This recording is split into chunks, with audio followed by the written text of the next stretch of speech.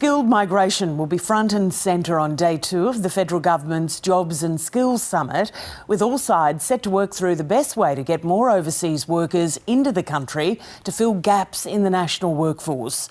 Work will begin next week on a new industrial relations bill aimed at opening up multi-employer pay deals and simplifying the Better Off Overall test. But some business groups are worried the changes could lead to more strikes. Meanwhile, the government is rejecting calls to bring forward its childcare subsidy by 6 months, saying it is simply not fiscally viable. Tom Lowrey is following developments at the summit at Parliament House for us. Tom, good morning. So what can we expect today? Yeah, good morning, Michael. Another busy day here in Parliament's Great Hall at the Jobs Summit. As you mentioned, skilled migration is really going to be top of the agenda this morning. And this is one area where there was fairly broad consensus leading into the Jobs Summit. There's fairly common agreement now that Australia's rate of permanent migration is going to have to increase. It's currently at around 160,000 visas a year. It's expected to go up to around about 200,000. And we could see an announcement on that as early as this afternoon if there is pretty strong consensus across the room.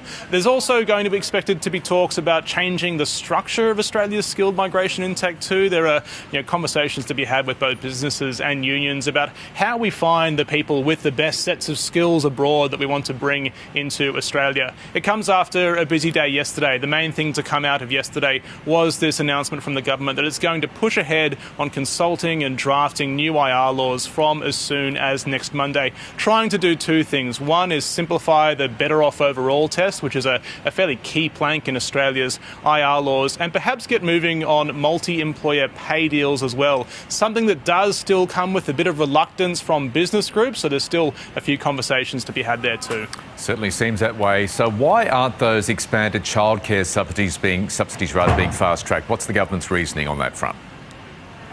Basically, the cost is just too great. It's being costed at around about $1.5 billion a year once it's introduced from July next year. This is basically a plan to broadly increase childcare subsidies across the board for almost all Australian families. There's been a pretty concerted push from advocacy groups and unions as well to bring those changes forward to January, so 6 months earlier. But given that it costs about $1.5 billion a year, the cost would be around about $750 billion or more to do that. And the Treasurer says there simply isn't enough room in the budget for it. Here's what he had to say on 7:30 last night.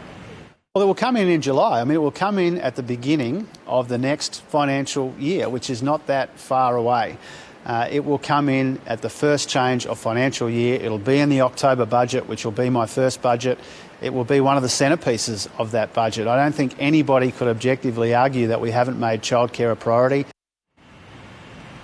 What's interesting, Michael, is the Treasurer called the Jobs Summit to generate ideas like this, but has found himself consistently having to say that these are all wonderful ideas, we just don't have enough money to pay for them all, which is just going to prompt more questions on the revenue side of things. Should the government be moving on things like the Stage 3 tax cuts to give itself the flexibility to actually act on these ideas? Tom Lowrey at the Jobs Summit. Thank you.